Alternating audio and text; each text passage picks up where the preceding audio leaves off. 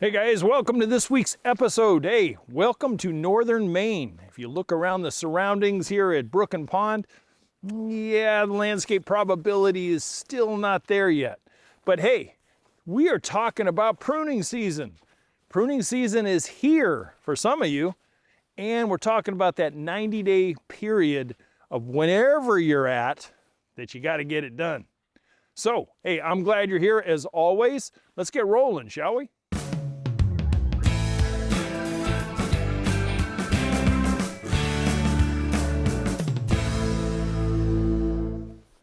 Well, today we're at our high temperature already, a whopping 15 degrees. Last night with the wind chill, yeah, we were at 19 below, and it's supposed to be colder tonight. But pruning season for some of you is already here, and we're talking about zones 11, 10, and 9. Yeah, I believe you guys should be thinking about having one of these in your hand and getting out and starting to take care of some of the things if you have those things to prune.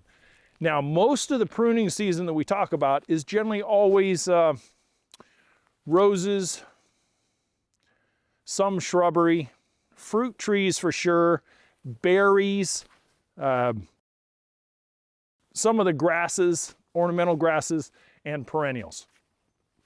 Pretty wide selection of plant material there for the ornamental residential landscape. Now, many times in the ag industry, like where we came from in Northern California, they would have already been out pruning, and the pruning would have been done for almonds and walnuts and that kind of stuff.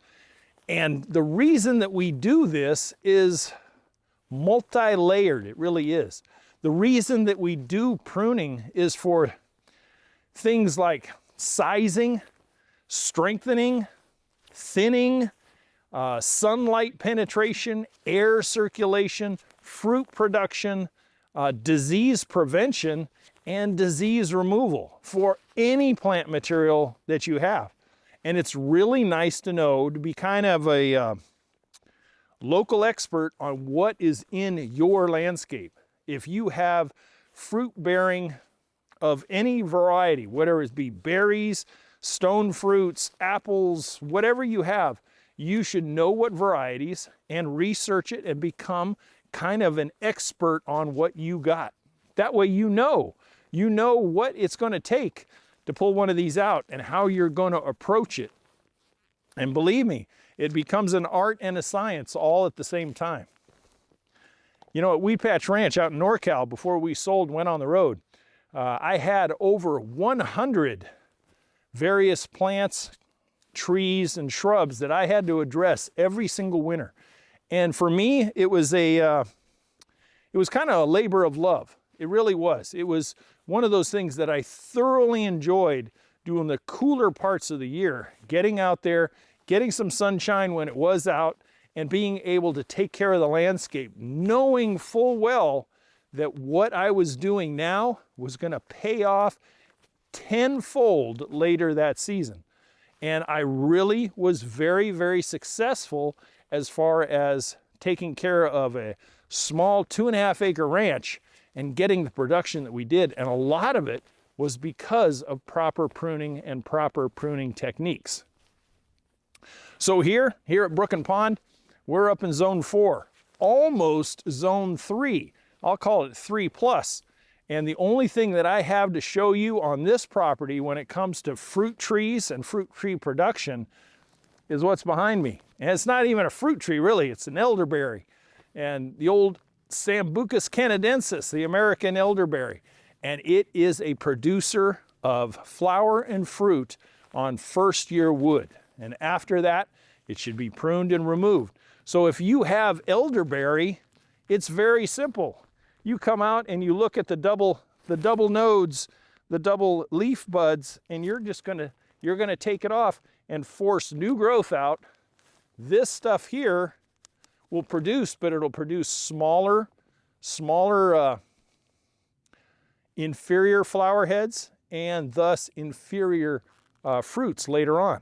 So if you increase the productivity of the new growth, you're going to have much better elderberries.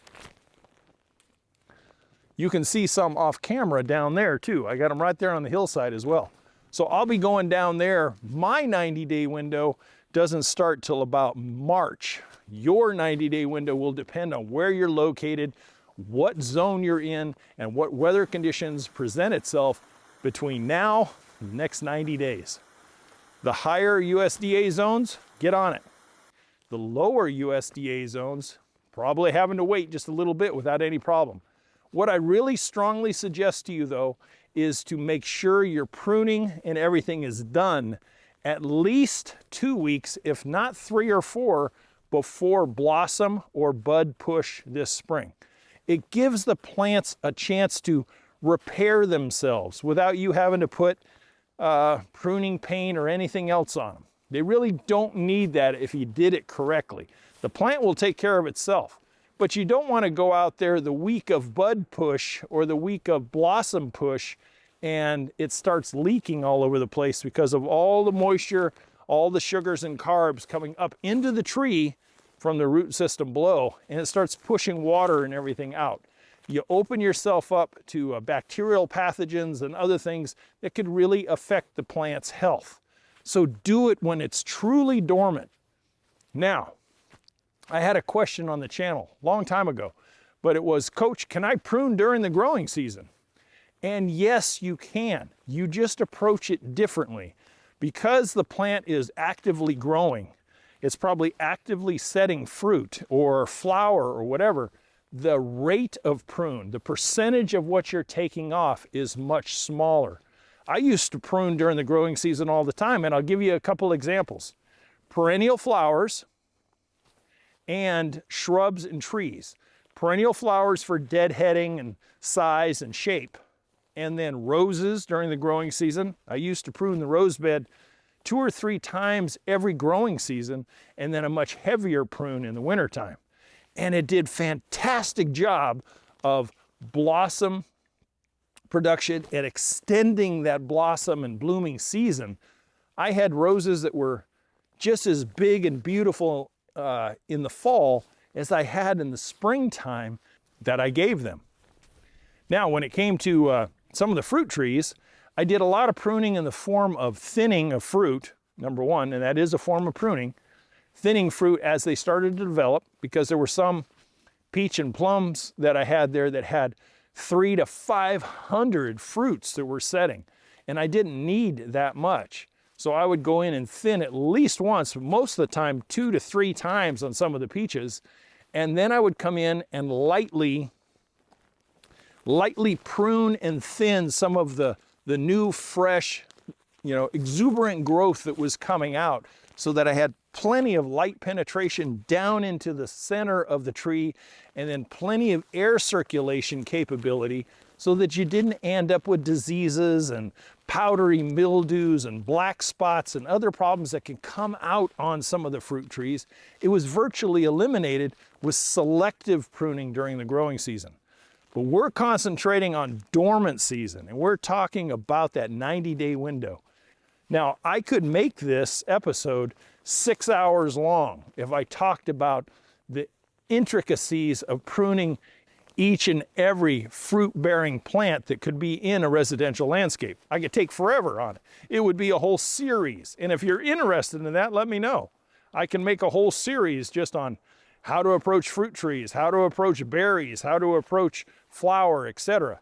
But I think there's so much information out there now, so many other well-deserving channels, that if you go on and just Google or YouTube search, how do I prune my Honeycrisp apple, you're gonna find a litany of channels that are gonna show you exactly how.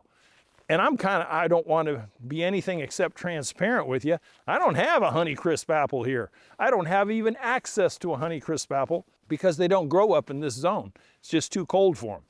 So search out exactly what you have, train yourself and educate yourself on how to approach it, and then be diligent and time it out. The other thing about pruning season is be very, very weather aware. You don't want to go out on Saturday morning knowing full well you're going to get blasted with a big rainstorm that night, and you have all this open plant tissue that's going to have to try and repair itself with all the rain and other things that could introduce diseases into these fresh cuts. look at your calendar, look at your weather report, and get yourself at least a couple days of no weather. Cloudy days, cold days, that's fine. You just don't want to have a heavy precipitation day. If you have dry snow, like what we have powdered sugar snow right now. We're a little ways away. And like I said, our 90-day window is probably going to start somewhere around March 15th. We'll start really examining it and seeing what the temperatures and the season is going to unfold. All I really have is the elderberry, and I have raspberries, wild raspberries. And those things are kind of more like weeds right now than they are a harvestable type of plant.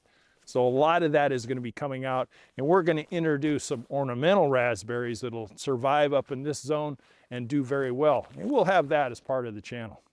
So that's what I have for you. Pruning season. The 90-day window is here for some of you, but pay attention to your zone and make sure that you get the job done within your 90-day window. Hey, as always, to your landscape success, please visit us over at the website, youryardcoach.com. And if you have any questions about pruning your particular plant, drop them in the comments below, or you can email me personally.